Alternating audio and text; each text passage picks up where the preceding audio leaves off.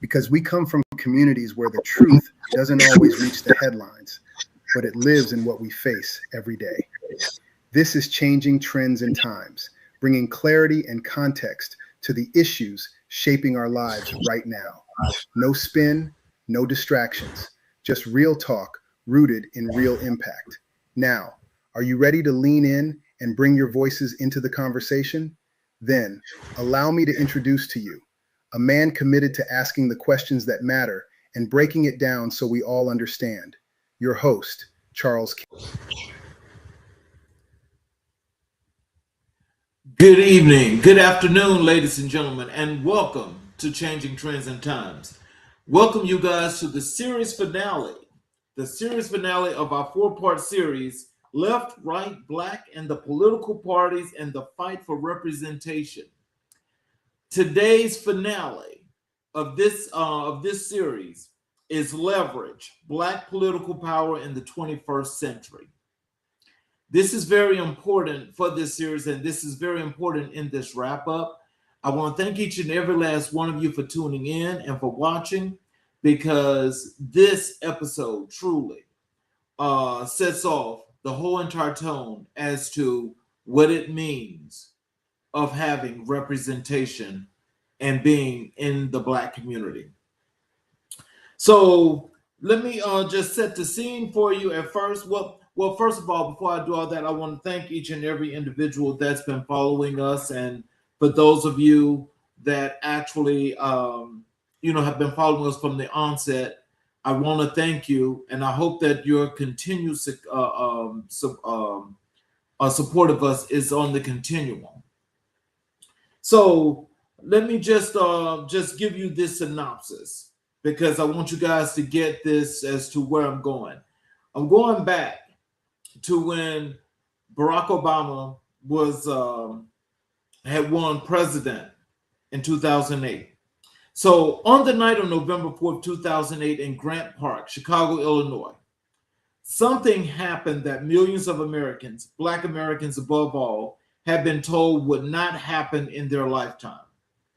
A Black man was elected president of the United States. The moment carried the full weight of history, of Reconstruction's broken promises, of Jim Crow's long shadow on the marches on the Edmund Pettus Bridge, of every suppressed ballot and silenced voice stretching back across 160 years. It felt to many like an arrival. But arrival and power are not the same thing. And in the years that followed, through the Tea Party's racially coded fury, the gutting of the Voting Rights Act, the police killings that sparked a movement, and the relentless machinery of voter suppression, Black Americans discovered once again that political progress in America is never linear, never secure, and never granted freely. It must be organized, it must be demanded, it must be defended. And so in this episode, as the series finale of Left, Right, Black, and it encompasses the full sweep of Black political life in the 21st century, from Obama's historic election to the emergence of the Black Lives Matter movement, from the Supreme Court's Shelby County decision to Stacey Abrams registering hundreds of thousands of voters in Georgia, from the 2020 election in which Black voters effectively decided the presidency, to the question that now confronts every Black voter, organizer, and elected official in America. After all of this, after all the marches and the votes and the sacrifices, what does real political power actually look like? So what we're going to get into in this episode, what I want you guys to understand as you get the gist of this episode, what I'm going to do is I'm going to comb through, from what was to what got to be to where we are today. And what we're going to be talking about as well is, as we think about Black representation, because that is now becoming a problem, that should now Black people actually start organizing and forming their own party. So as we go through this, I just want you guys to make sure that you're following this because it's very important for you guys to understand. Okay, so as we talk about the Obama election, which had the historic turnout and its political significance, what happened at that particular election was the black vote, which lit up the whole entire country, all of America. In every state, black voter turnout was at an enormous high. President Obama won that 2008 election with 90% of the African American vote. That other 10% is always going to be that 10% because there's 10% of African Americans that do not, for some strange reason, don't think that the cultivation and the unification of African Americans is a good thing. So that 10% does not matter. But it's that 90%. That's what I'm talking about. And what's the gist of this series is about voter suppression. So what they did, what the Obama campaign did, is they actually went out and they actually did a ground roots campaign. They got on the ground. They put boots on the ground in every state. And they went and they canvassed. And they got people not only to register to vote, but these people came to the polls and they voted. A lot of them were first-time ever voters. Don't care how old they were first-time voters. But since that election, those people and the turnout has been synonymous. It's been large. So as we go through the historical context of this, you know, with President Obama winning his initial campaign in 2008, what spun off from that, because as we know it today, is that every step that's taken going forward in the Black communities always give back a few steps or more. And so what spun off from that was the Tea Party. And the Tea Party was a spin-off, and the backlash to that was its racial undertones. Okay? And so with that, it almost reminded me, as I think about this and as we started this series, it makes me think about when Reconstruction was first enacted, when it first came to be. Because if you think about what happened then, Black representation and the leadership of the country was actually building towards a democracy. The country was being ran by Black elected officials. Most people don't want to hear that, but that's the truth. The country was being led by Black elected officials. And so what was happening is that as things were running smoothly and we were well on our way in those first 10 years, had we got through those first 10 years, America would be a real democracy, because it's not a democracy. And so what happened then, back in 1875, was all of the racial violence, all of the killings. I mean, just the violence was just synonymous. It was synonymous. The insurrection was one that actually changed the tone of the country. So as we speed forward to 2008 and the Obama campaign had the same participation. Okay? Black voters came out to vote and all was well, right? Well, what started in that point is on day one after the inauguration, the Republican Party led by Mitch McConnell made one promise, and his promise was that we're going to make a promise that we will never do anything to support this president, and we will make sure he's a one-term president, and we will not cooperate with anything they want to do. Up pops the Tea Party.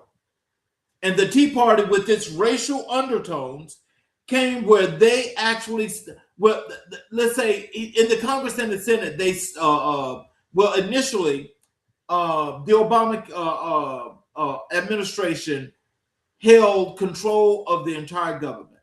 That was from the executive branch to the legislative branch. Okay, they had control of the government. That was the House, the Senate, as well as the presidency. And so, as they're doing what they needed to do, is when they came up with the legislation of the Affordable Health Care Act, which Mitch McConnell is the one that gave it the name Obamacare, because they were trying to prevent people from wanting to get the great services that they needed to have for themselves as far as health care.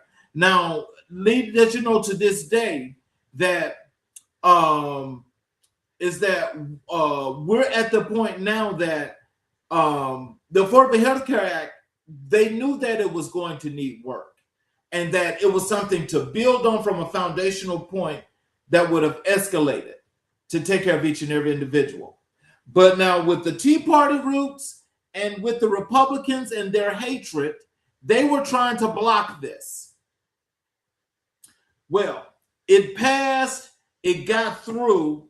They took it to the Supreme Court, and the Supreme Court ruled in favor of Democrats and the Affordable Health Care Act.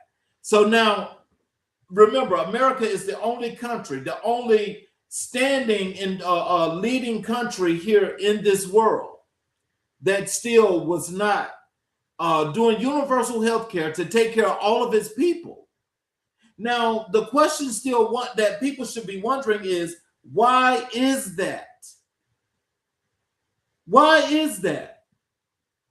Well, I tell you why.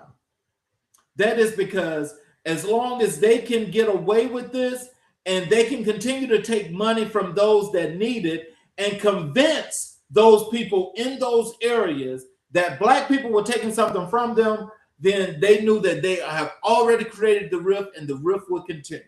And that's where we are today. Because people, for some strange reason, white people still believe that Black people are taking something from them, and we're not taking anything from you. Not anything. Not taking not one iota of a thing from you. Now, this is what's causing the divide. This is what's causing all of the fighting. This is what's causing all of this violence today, but nobody wants to speak truth to the power of that. So, after the Tea Party situation, there was voter ID laws, the gerrymandering, and the war on the Black vote. All around the country after that 2008 election, I mean, they were trying to, most of these states, especially southern states, were trying to come up with all of these new voter ID laws, trying to make registering to vote. They were trying to make that difficult. They were trying to make it difficult for people to go to the polls to vote.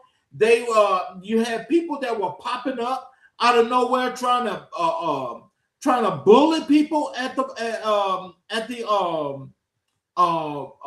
voter places where you go to vote, and all of this was going on.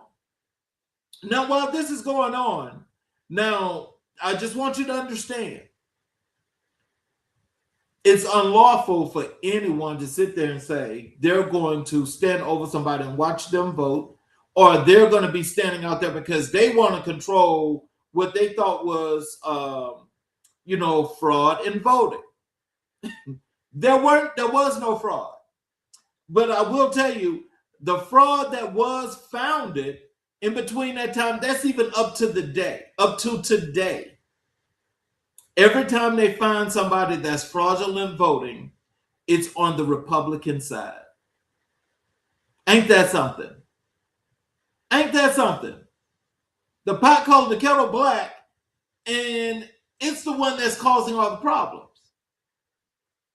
Now, they're talking about people on the Democratic side and folk in the Black community, which we know is not true, were taking the names of dead people and voting, when it's factually been proved that those were Republican folk and they were white. So, again, that's how that goes. But, we're going on into this historical context because I want to make sure that you guys understand as we get into the show what's really happening here. Because now we get to where the Black Lives Matter protest gets into play into 2013.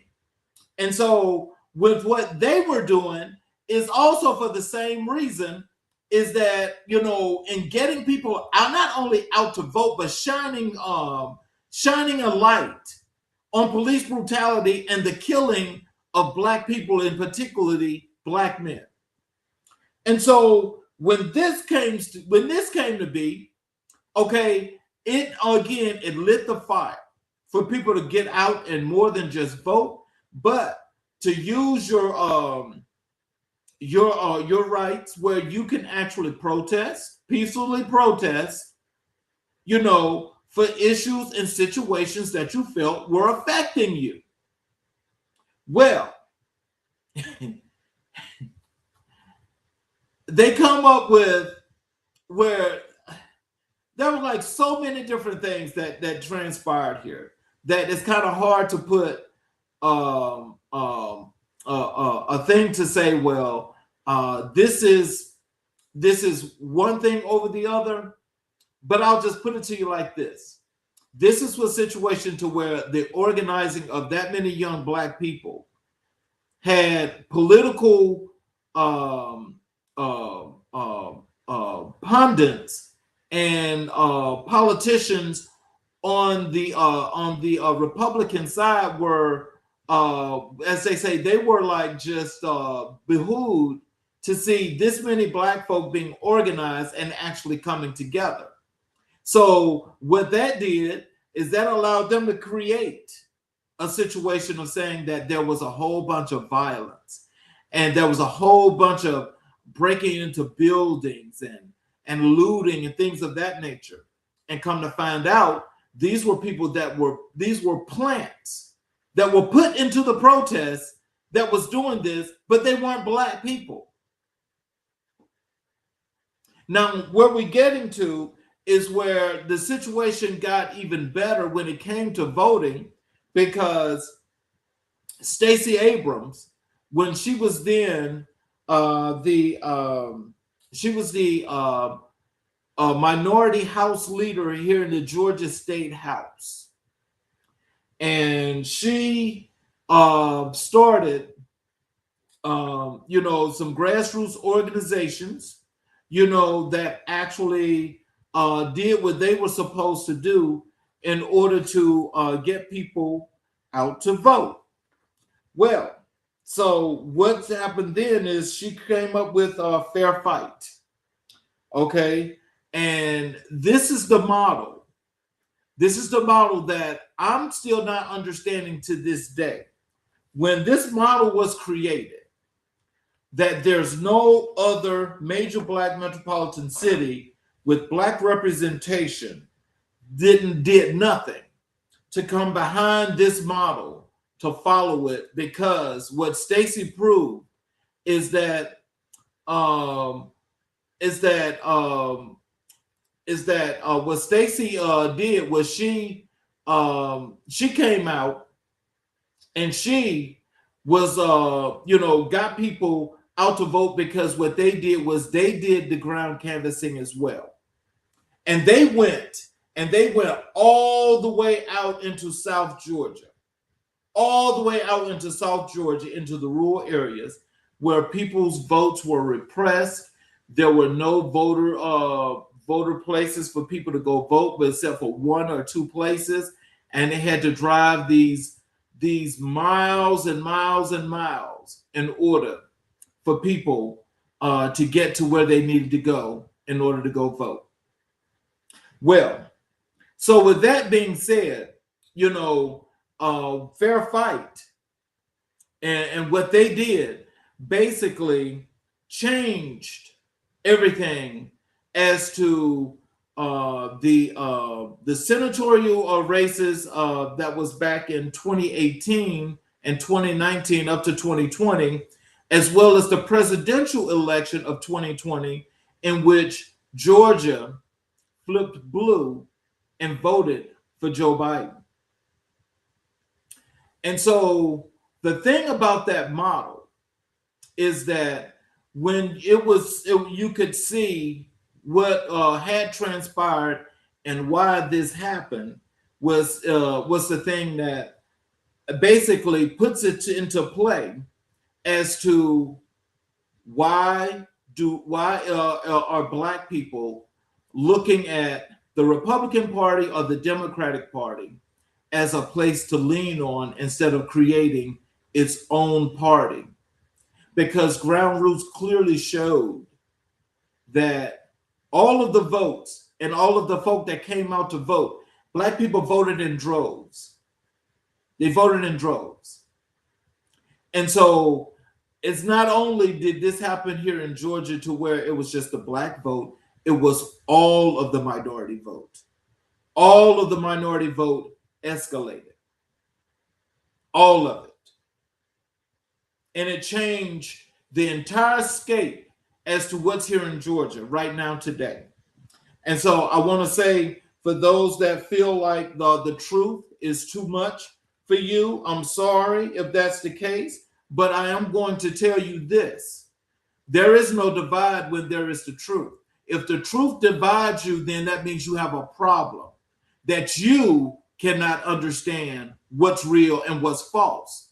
And if you don't understand what's real and what's false, I mean, heaven help you, but I'm putting the facts out here for you because you need to understand, Mr. and Mrs. whomever you are, that think that it's causing a problem to speak on this.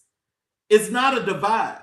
It's a divide because what the truth is the truth hurts you, Mr. or Mrs. whomever you are, that can't stand the facts of knowing that what's happening with the Black population is definitely repression, is a problem, and it's a serious case of racism that you here in the 21st century don't understand.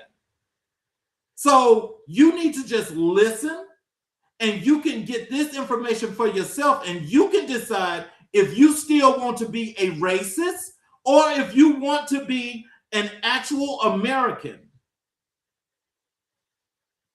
That's what you need to do. So, as we get into this, so the breakthrough with the Obama's election, okay? There were so many people that got out to vote. And when those people came out to vote, they came out to vote in droves. And they did this because they knew that they wanted to put this candidate in the White House. So along this whole entire country, where people were trying to repress the vote, they honestly did not think that Black people would come out and vote, which they still don't today. But not, well, I take that back. They know that Black people come out to vote today, so now they're going back to trying to repress the vote. So what the Obama campaign did is they got out and they did ground roots. They went all over this country. That is from the South to the Midwest to every part of America that even contended to be the rural areas to get people out to vote. They didn't say, oh, come vote for us because we're Democrats. They said, come vote because your vote matters and it counts. Again, people that want to stay repressive always will believe that unless it looks like it's white controlled, it's a problem. Well, I tell you, from the founding, as I said, going back to 1875, when this country was ran great by Black leadership to set the foundation for this country today, the violence and the insurrectionists changed that because they went to start killing people.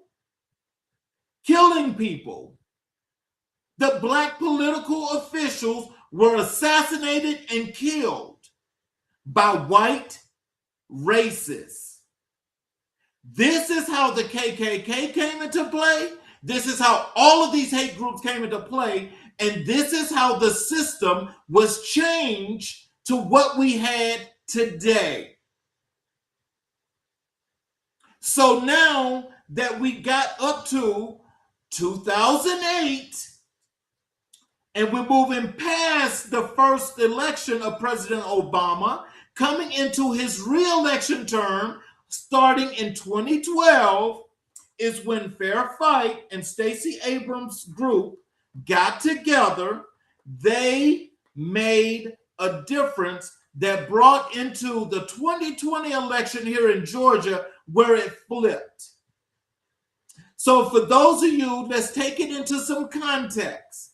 When Stacey Abrams ran for governor against then Secretary of State Brian Kemp for governor, she ran against him as Secretary of State. This man purged voter rolls. He put in suspension more than 320,000 people's names to disallow their votes to count. These were black votes.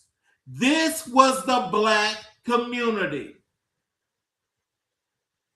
Now, for talking about a division, you, Mr. or Mrs., whomever you are, was that fair? Was that racist? Or what was that?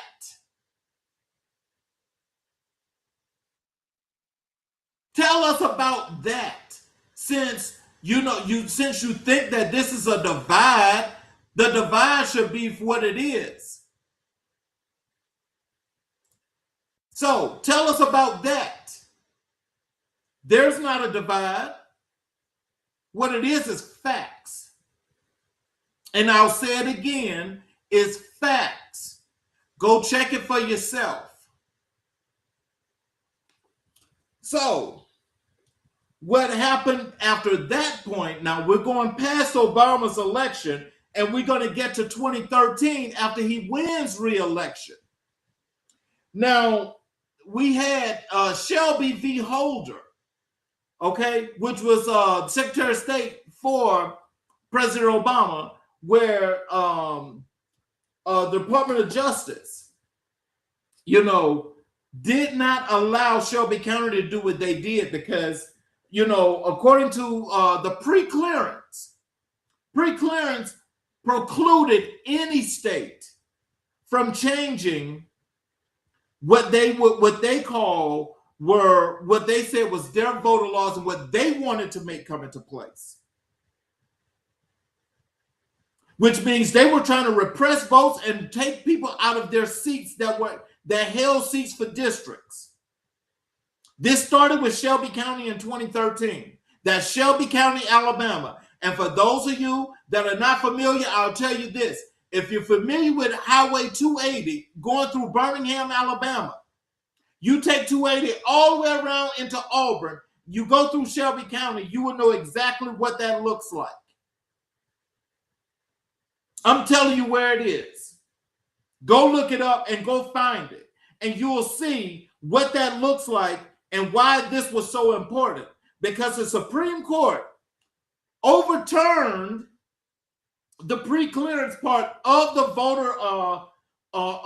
Voting Rights Act that allows Shelby County to do what it did. So now we're on this road now where we're getting ready to destroy the Voter Rights Act that was passed back in 1965.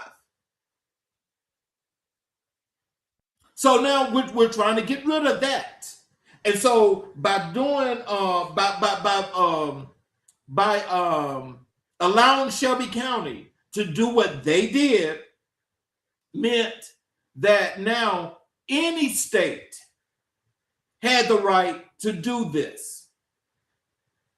Now, just so give you some pretext on that, the Chief Justice John Roberts has been an opposer to the Civil Rights Act of 1965 ever since he came into law. He didn't think it was necessary to do anything of the sort for Black people to have the right to vote. So now he's being an ally to these folk that are trying to destroy voting rights and to take everything away from those that don't look like you. That's the whole thing with Shelby County. That's what Shelby was about. So with Shelby, it just meant that, now states just had the right to do pretty much anything that they wanted to do. They didn't need, to get any kind of clearance from Department of Justice. They could just do it. They could just do it. So now, as we get to this point, and what we understand now is that as this is taking place, the only thing that's happening is that they're chipping away at the Voters' Rights Act. They're chipping away at it. So Shelby was the first piece to fall. Now, this is part of Section 2. For those who don't understand the Voting Rights Act, if you go and pull up the Voting Rights Act of 1965, you're going to see what Section 2 and Section 3, which are the hearts of the whole entire bill, is what Republicans and racists in this country are going after. This is what they were going after. They chipped away at this part of Section 2, which caused a problem. That means that once they get more and more power over the years as we're going through, and remember, this is 2013. This is how they're chipping away at this. So now we get to 2013, and now we're at the movement. Now we're at where the Black Lives Matter movement takes place. Okay, this is the politics and the demand for accountability. So now, to demand for accountability for those that don't look like the folk that were protesting, they're saying they're being racist, they're being violent, they're being cruel. They ain't went out and killed no person. They didn't break no laws. They were simply doing what they had the right to do. But you have people in this country that lied, especially mainstream media, which will not give you this entire breakdown. Mainstream media lied. Mainstream media put out lies and stories about folks were stealing money from the nonprofit of Black Lives Matter to try and dismantle the organization. They came up with lies to destroy that organization, putting people in jail and just doing whatever was necessary. And then having people believe that.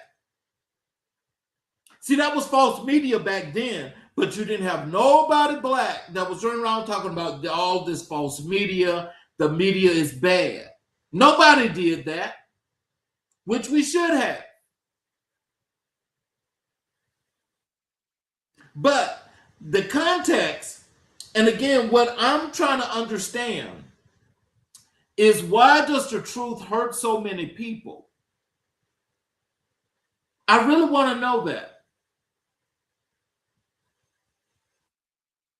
So I think what some of these folk are thinking is that it's just better off left unsaid and just let bygones be bygones.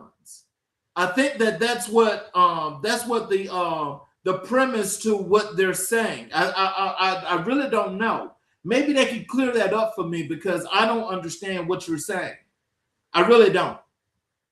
So at any rate, the Black Lives Movement brought about accountability, because they wanted accountability for what was taking place. Now, these young people organized, they got out and did what they needed to do, and they made that difference. They made that difference. They were making that difference. So as they're making this difference, now you got folk that's attacking them and telling lies on them and saying that they're committing all kinds of violence. And so now, which is basically a deflection from what's happening via Shelby County, where they're actually trying to strip away parts of the Voting Rights Act for Black folks. Well, any minority. I'll just put it to you like that. For any minority, but predominantly for the Black folk, because it's the Black vote that's being hurt more than any other vote. So, as that's happening, and you know, when they were talking about the things that needed to happen, all of that came at the cost of voting.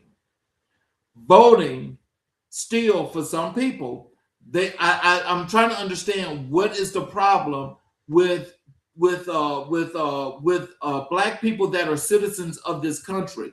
What is the problem with having the Black vote counted properly? That's what I want to know. That's what we all should be demanding, actually, because as we get further into this, you guys are going to learn some things that probably no one is really going to tell you anyway.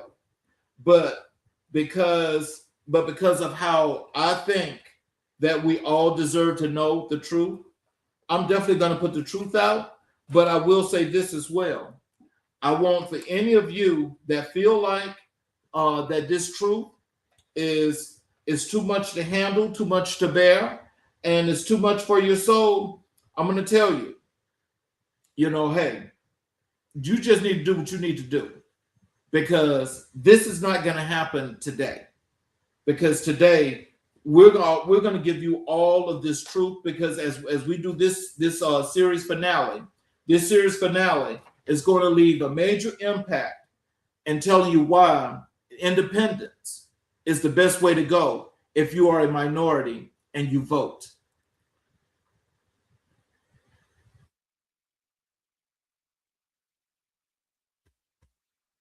I tell you. So anyway, we're going to go into the power where Georgia flipped, okay? November 2020, the vote counting, the organizing days, Pennsylvania called Georgia impossibly called. And then January 5th, 2021, 2 runoffs, 2 Senate seats, and the pastor of Ebenezer Baptist Church wins, as well as John Ossoff. They won. So now we're getting into moving up into the 2018 election. This is where Stacey Abrams and Fair Fight, the organization that she put together, they did some canvassing that was unbelievable.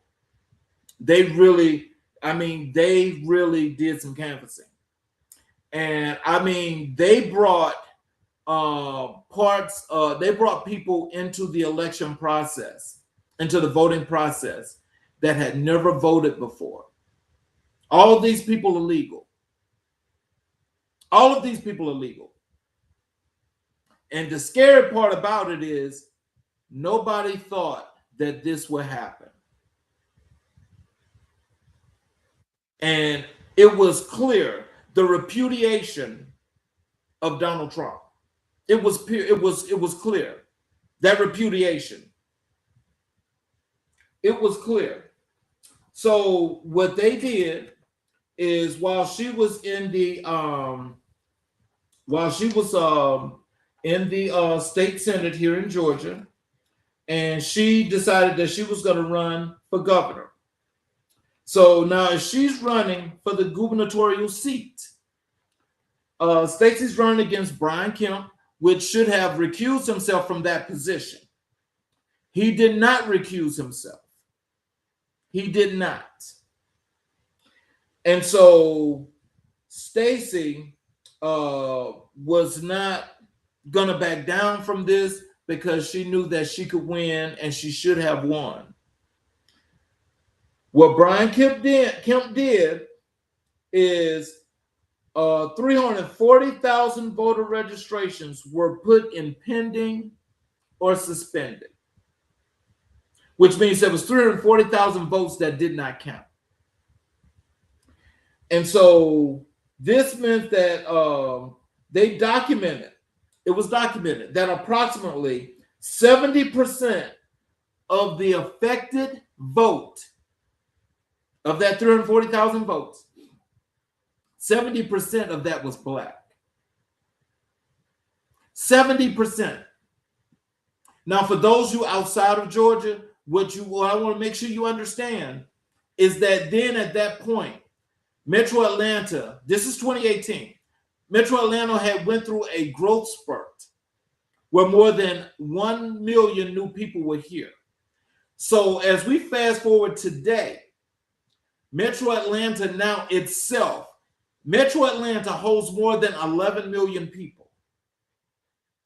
Now, remember, Fulton County controls 9 to 11 counties underneath it. Atlanta has 9 to 11 counties, shall I say, underneath it. Atlanta's the capital of Georgia. The vote and the people here, of all multiculturals that are here, all multiculturals are here. You go to the north, you've got the Asian population, you've got a lot of Latino population, you also have an enormous amount of black population, but you also have an enormous amount of white population that's there. You go to the south, it's majority black, but it still consists of that same multicultural. You come out east, you go out east, majority black, but there's a multicultural out there, and it does what it does. When you come out west, where I am, there are, and the dynamics are the same. So the dynamics dictate that there's an enormous amount of black folk that's here in Atlanta. Okay, because it's all considered Atlanta. Metro Atlanta is Atlanta. And so with that being said, and all of the counties that's controlled, all of the top counties, that includes Fulton, DeKalb, Cobb, Gwinnett, Douglas, all inside this metro area, had all dissented away from the Republican Party. They were all dissenting. The trend went way left, and it's continuously going left. Now, I'm saying this to say is that, you can do a lot of things to cause harm to an enormous amount of people. You can always try to put out things that are going to be bad for others because you want to control and repress people. But that's not the way that works, because these votes are proving that. These votes are proving that. So what that shows is that, with this election with Stacey Abrams and Brian Kemp, they closed an enormous amount of polling places. They closed an enormous amount of them. Like maybe over 60 polling places were closed. Okay, which had more lines, people standing in line for up to 4 to 8 hours before they could vote. Some people just left because they just were not going to. They were not going to stand in line all that time. So Brian Kemp was declared the winner with 50.22% of the votes. Stacey Abrams had 48.83% of the vote, but there was also a Libertarian candidate that got 37,235 votes. Now, so let's just put that in context, because the margin that Stacey lost by was 54,723 votes. Now, this was what the horrible thing about this is that Stacey had people that looked just like her on the celebrity side that was out there running for trying to pull Brian Kemp up, tear her down, and lie about her campaign, and get and doing and committing misinformation and having folk vote for people other than her. Yeah, that's what happened. That's what happened. That's real. That's real. That's why when it comes to these folk that call themselves celebrities, I said this before and I'm gonna say it again. People, you need to make sure that you stay within reality and not fantasy. Because a lot of these people will give you this misinformation and not tell you the truth and try to sway you to vote for people that they want you to vote for, where you need to vet. I don't care who it is. You need to vote people regardless. You need to vet people regardless of the case before you give them your vote, because your vote is very sacred. Because your vote is an investment. And if you invest that vote, that means you need to expect a return. You see, both the Republican Party that initially got its rise from Black folk, we got an investment initially, but then it started to turn. Then we went to support, not wanting to be, not loyalists for the Democratic Party, but went and started voting for the Democratic Party. Still have not got a return yet.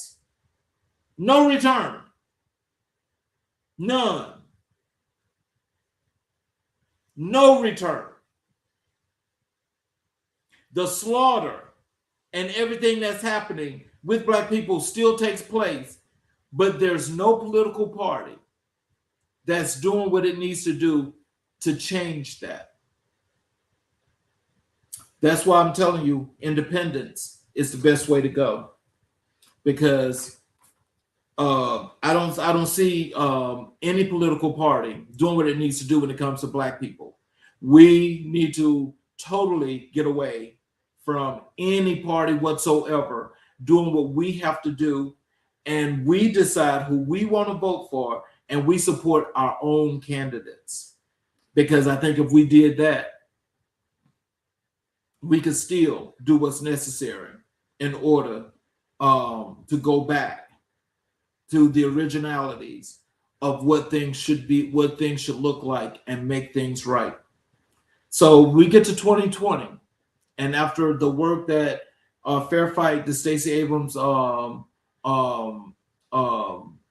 group that she put together, what they did is that when they canvassed, and all these folk now are just active now when it comes to voting, the 2020 campaign on November 3rd, 2020,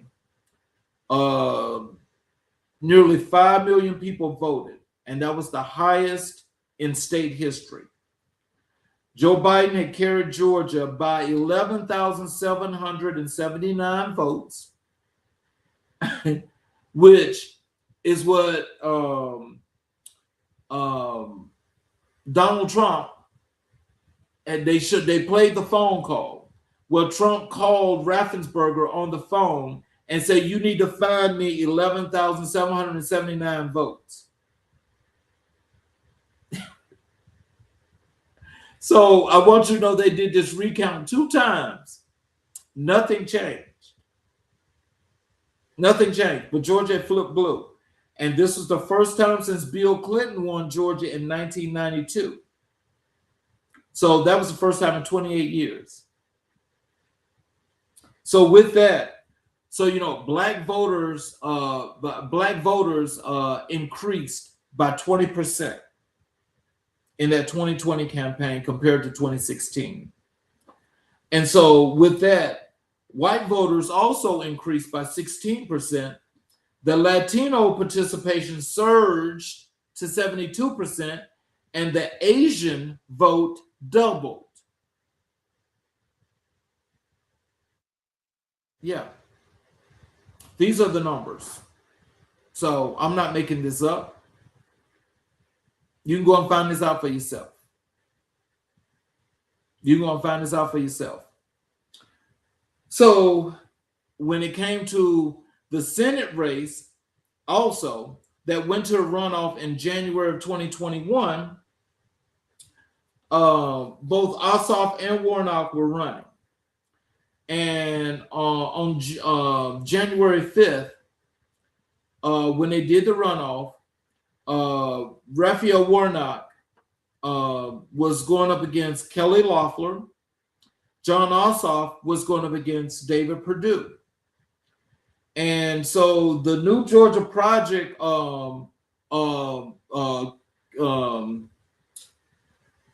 group that was also working with Fair Fight. I mean, they had two organizations going. The New Georgia Project winners also did a good job as well, because over this whole span, between this time up until 2021, they turned out more than 500,000 voters. More than 500,000. But so when they seen that both Warnock and Ossoff won their races, and Warnock beat Kelly Loeffler 51-49. Ossoff won 50.6 to 49.4. So Warnock became the first ever elected senator from the state of Georgia.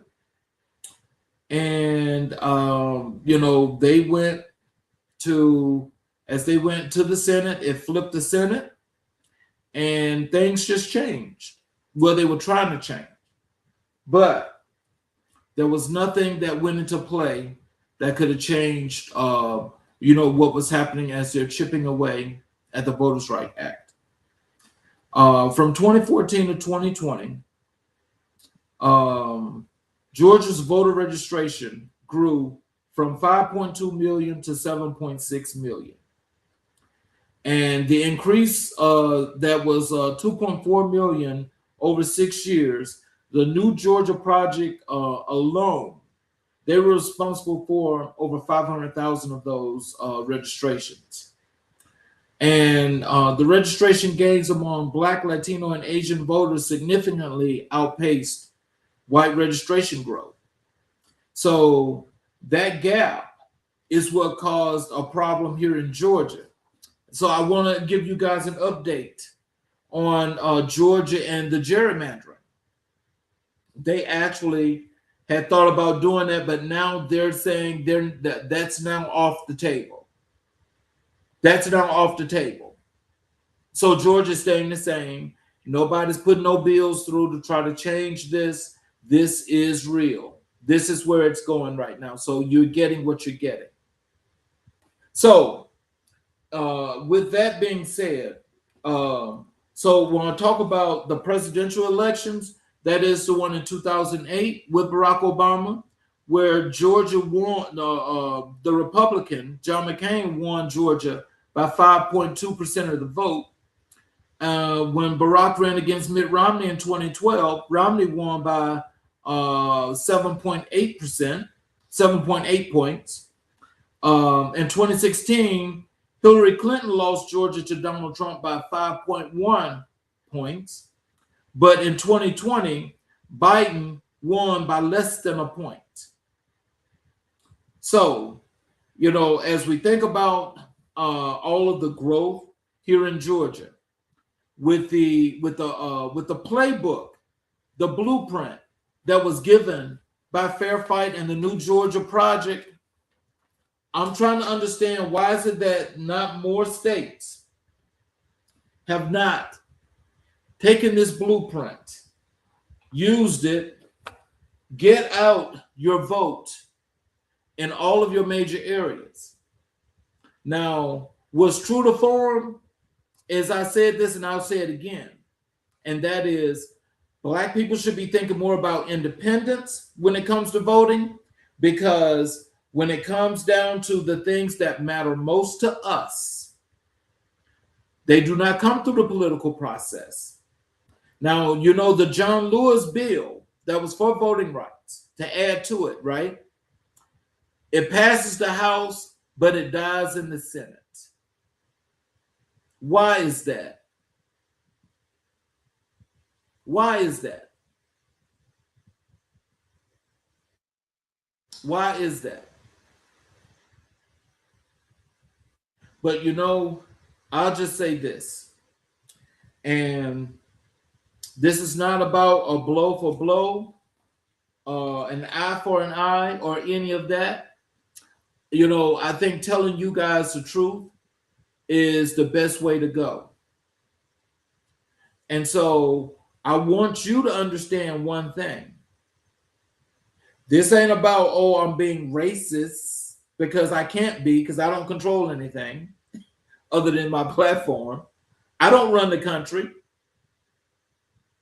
I'm not taking away rights from nobody. I'm giving you information. I'm giving you factual information. And I will say this, for those that support what's happening now and this continued repression against Black people, I call that racist. I absolutely call that racist. And if you support that, you are a racist.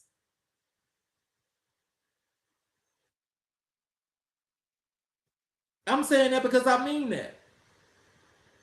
And if you can show me anything different, then that's fine. But I will say this. I think when you are the benefactor and privileged from what's at stake that allows you to go out and commit crimes, kill folk, do drugs, sell drugs, steal, and you don't have to pay for it, that's being privileged. And if you got that kind of privilege, then I doubt very seriously you want to give that up. I doubt very seriously you want to give that up. But I will say this, is that when it comes to voting, because voting means more than anything, and a lot of people taking that for granted when you shouldn't. Because getting out to vote is the best thing that you could possibly do. You see, if it wasn't, then you will understand why is it that then you would know. Why are these people trying to take away my right to vote? Hell, if you don't vote, you say, I don't vote anyway. So if you don't vote, then you should be wondering, why are they trying to take away people's right to vote? It holds power. It holds power. It's doing what it's supposed to do. But if it's doing what it's supposed to do, that means you need to get your ass out and do what you got to do. That means go vote. If you don't like who's running, again, I said this before in the very first episode. If you don't like who's running, write in who you want to vote for. Do it that way. But at least you voted. Stop sitting there and thinking, because you hear these folk on the mainstream media talking about, well, it does not matter if you vote or not, then you don't have to vote. No, that's not true. People die for that right for one reason. Reconstruction started on that very rule, that very same tactic. Black people got out to vote, and they were voting big time in 1875. When they did the insurrection then, the 10, 11, 12 years after that, when they did that insurrection, they took away the right for Black people to vote. Those rights were taken away. All the way up until we got to 1964-65, where they had to pass another bill. Black folks have always gotten out to vote. That's our civic duty. Get out there and vote. And I still say, think about being independent and stop looking at a particular party. I don't support either party. I'm telling you that as a matter of fact. I do not. I do not. because I think party loyalty gets you nowhere. I want you guys to have a wonderful evening. I appreciate you guys for taking the time to be here with us today. This was the conclusion of Black Right and the right to representation and the fight for representation, because we did a good thing. Check for the resources for each of these episodes. Check for the resources and many other things that we have for you. And I'm looking forward to seeing you guys next week for another great episode of Changing Trends and Times, as we continue to give you the truth and nothing but the truth, and to put it out there to where you are able to make your own logical decisions as to how you move. Think about it, do what's best, and we will see you guys next week. Have a great evening.